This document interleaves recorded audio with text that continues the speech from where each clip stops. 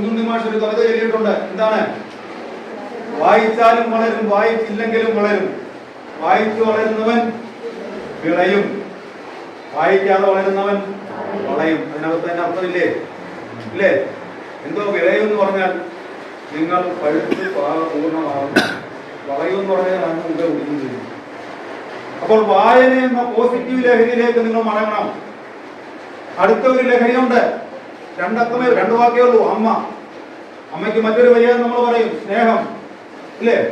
അമ്മ എന്ന് പറയുന്ന ലഹരിയിലേക്ക് മടങ്ങണം.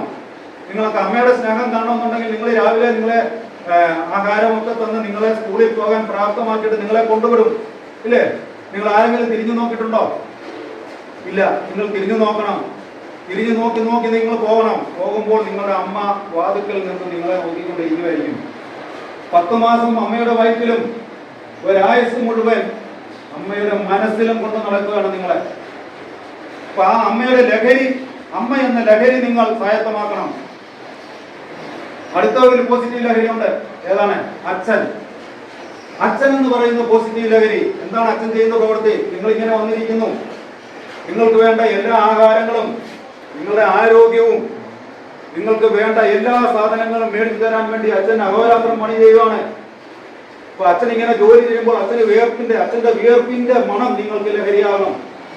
അപ്പൊ ഇത്രയും പോസിറ്റീവ് ലഹരി ഉണ്ടെങ്കിൽ നിങ്ങളുടെ നെഗറ്റീവ് ലഹരി ഒന്നും നിങ്ങളെ അടിക്കത്തില്ല. അപ്പോൾ ഏതൊക്കെ പോസിറ്റീവ് ലഹരി നിങ്ങൾക്കുണ്ടായിരിക്കണം? വായന.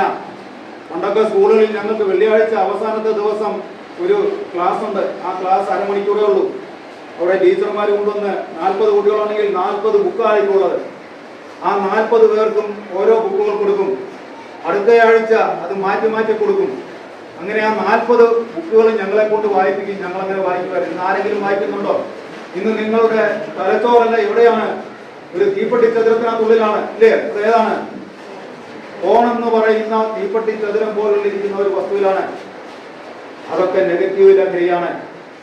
അപ്പൊ പ്രിയ വിദ്യാർത്ഥികളെ, നിങ്ങൾ 3 ലഹരി, പോസിറ്റീവായ 3 ലഹരിക്ക് അടിമയാകുക. നെഗറ്റീവ് ലഹരിക്ക് നോ പറയുക. ആ 3 പോസിറ്റീവ് ലഹരി എന്ന് പറയുന്നത് വായന, അമ്മ, അച്ഛൻ. ഇനി ഇഷ്ടം പോലുണ്ട്. നിങ്ങൾക്ക് ഇത്രയും 3 നിങ്ങൾ ചെയ്താൽ മതി. സാമൂഹിക സേവനം. അടുത്ത ഒരു പേന ഇല്ലെങ്കിൽ പേന കൊടുത്തു കഴിഞ്ഞാൽ അവന്റെ കണ്ണിലുണ്ടാകുന്ന സന്തോഷം അത് നമുക്ക് ലഹരിയാകണം.